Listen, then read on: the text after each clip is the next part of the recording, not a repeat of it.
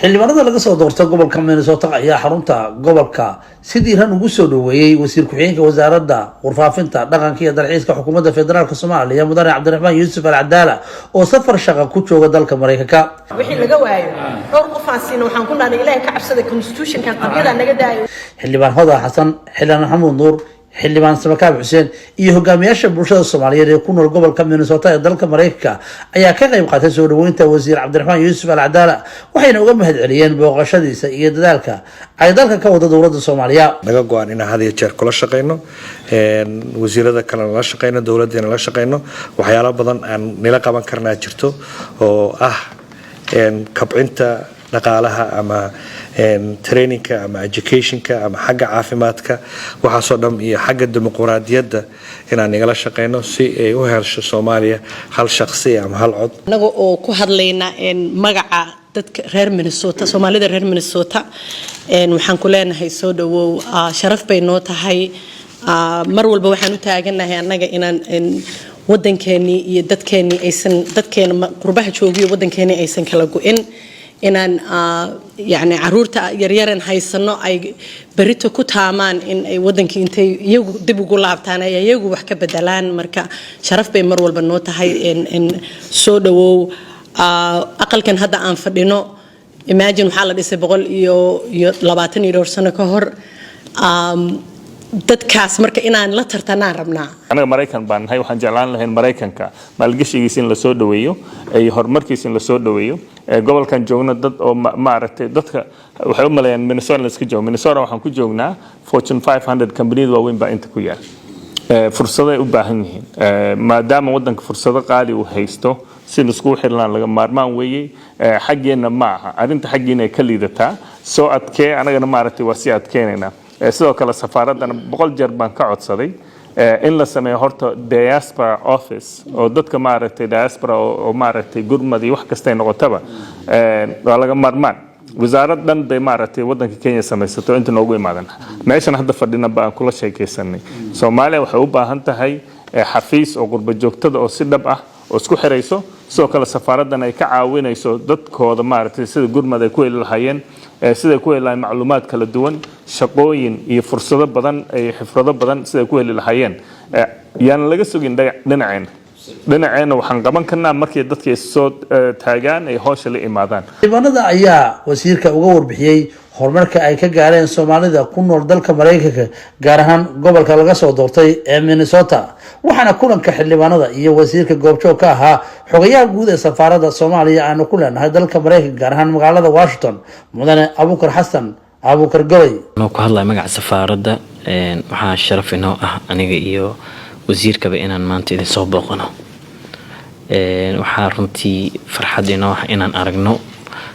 dhalinyaro asalkooda Soomaali yihiin oo runtii horumar la taabo karo ku dayasho mudan in maanta ay nagu matalayaan hay'adaha dawladda Mareykanka wasiir Cabdiraxmaan Yuusuf Al-Cadaala ayaa xildhibaanada iyo hogaamiyaasha bulshada Soomaaliyeed ee ku nool gobolka Minnesota uga warbixiyay xaaladda guud ee dalka iyo dadaalada ay wadada dawladda Soomaaliya ee dalka ka socda isagoo mas'uuliyiintan ka tirsan Soomaalida ku biirtay dawladda Mareykanka ku amaanay dadaalkooda iyo sida ay Soomaalidu ilbax u yihiin oo wax loo qaybsanayaan shucuubta ku nool qurbaha xildhibaanada walaalahay xildhibaan Samakaab xildhibaan Hodan xildhibaan Maxamuud khiyaarta halkan joogta walaalkay Keenan oday dalka iyo dadka waqti badan soo shaqeeyay shaqo weyn soo qabtay qaranka Soomaaliya walaashay Farxiyo ilaa maalintii aan imid ilaa hadda maaragtay hawsha ilaahaysay gudoomiye Cabdirashiid ku faraxsanahay inaan maaragtay arko walaashay Nimko oo runtii ku daysho weyn u la Soomaaliya iyo walaalkay Saciid runtii dhamaantiin aad iyo aad baad ugu mahadsantihiin soo dhaweynta halkan nagu soo dhaweyseen karaameynta aadna karaameyseen ilaahay ha idin karaameeyo xildhibaanada sharafta leh waqtigiina iyo ishraafka iyo karaamada iyo Soomaalinimada aad iyo aad baad u mahadsantihiin waa idinkaga mahadcelinaynaa Soomaalinimada iyo muxuu ahaa dareenka aad jeceshihiin dalkiinii aad jeceshihiin dadkiinii inaad soo dhaweysaan aad iyo aad baad muxuu ahaa u mahadsantihiin runtii qiimo aad iyo aad weyn bay leedahay maanta inaan meeshan joogo oo waqtigeena aad maaragtay muxuu ahaa bixisaan fursaddan aan helo sidoo kale inaan dhageysto baraarujintiina iyo fariimihiina oo qiimo aad iyo aad u weyn leh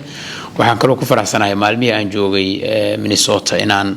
dad badan oo Soomaaliyeed halkan ku nool fursad u helay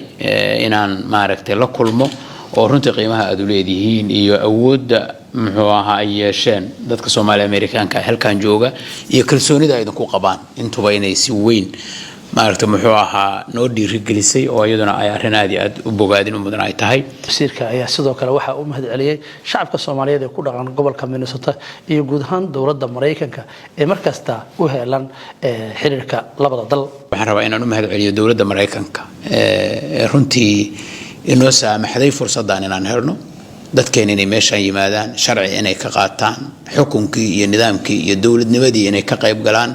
marti inaanay ahayn oo xuquuqdan aad leedihiin wax iska dhacay maaha waa ku mahadsan yihiin runtii mahadcelin weyn baan muxuu ahaa ugu jeedinaynaa magaca dawladda iyo dadka Soomaaliyeed waqtiga adag oo ay dadkeena garab istaageen waxay kaloo runtii mahadcelin weyn ku mudan yihiin oo ay tahay dhammaantiin dabcan waad ka warqabtaan inaad xusuusnaataan إلهي سبحانه وتعالى فضلجيس iyo muxuu ahaa manigiisa ka bacdi dawladda Mareykanka garab istaagkeedu wax weyn buu dalka Soomaaliya uga dhigaya dawladnimadeena taageero aad iyo aad weyn bay siisaa muddo dheer waxay ahayd dalka ugu badan ee humanitarianka ama gargaarka bini'aadanimo dalkeena siiya sidoo kale taageerada siyaasadeed ee muxuu ahaa iyo garab istaaga siiya dawladnimadeenu inay dhisanto oo marxaladaha kufka adag ku jirno na garab istaagta amnigeena iyo inaan maaragtay wadankeena amnigiisa ka shaqeyno oo maaragtay argagixisada ka saarno iyo dhibaatooyinka kaleeto gacan aad iyo aad weyn ka geystay muxuu ahaa hay'adaheena amniga sidoo kaleeto sida cadaaladduba ay tahay marar badan oo dalkeena sharafkiisa lagu xadgudbay iyo midnimadiisa lagu soo duulayna garab istaagay ayaduna runtii waa arrin weyn maaragtay aan uga mahadcelinayno mahadcelin aad iyo aad weyn ay muxuu ahaa ku mudan yihiin intaas ka sokow waxaan runtii idiin soo jeedin lahaa oo amaan idin ka codsan lahaa laba arrimood wax weyn baa dalkeena u tari kartaan haddana aad u tartaan dadka Soomaaliyeed joogistiinu macno badan bay u leedahay qaranka Soomaaliya macno badan bay u leedahay si gaar ah marxaladahan hadda wadankeenu ku sugan yahay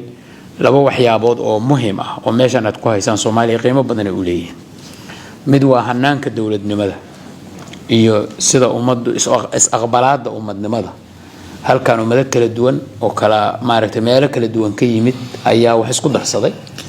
idinkoo maaragtay soo galooti oo laga yaabo inaad waqti timaadeen oo idin doortay xuquuq yeelateen la is ogolaaday la is aqbalay is aqbalaadaas waa waxa aan baahid